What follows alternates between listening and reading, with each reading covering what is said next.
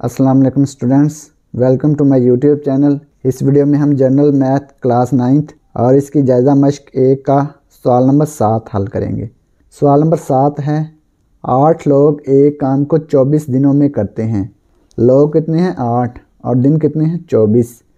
अगर 4 मज़ीद लोग शामिल हो जाएं, यानी कि पहले 8 थे फिर 4 और उसमें शामिल हो गए तो कितने हो गए? 12। तो वही काम कितने दिनों में मुकम्मल होगा? तो दिन हमने मालूम करने हैं और लोग कितने हो गए? 12, यानी कि पहले 8 थे 4 और शामिल हो गए उसमें, तो दिन हमने मालूम करने हैं। ठीक है, तो इसको हल करते हैं। सवाल नंबर 7, फ़र्ज़ किया कि मतलूबा वक़्त x है।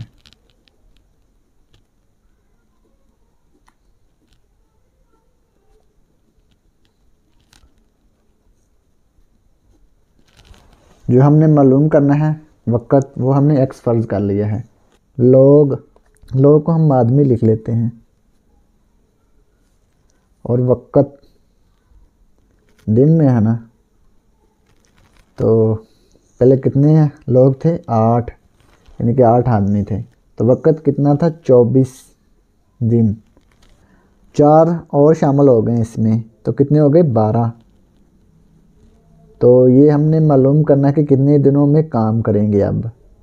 ठीक है, अब देखें ज़रा, 8 आदमी ये काम को कितने दिनों में करते थे? 24 दिनों में।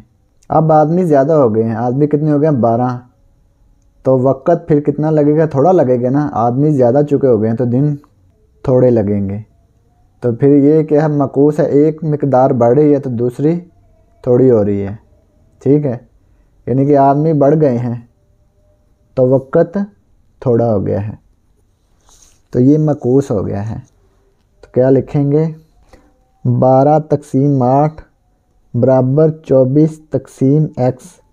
तो ये x 12 से ज़रब हो गया, 12 ज़रब x।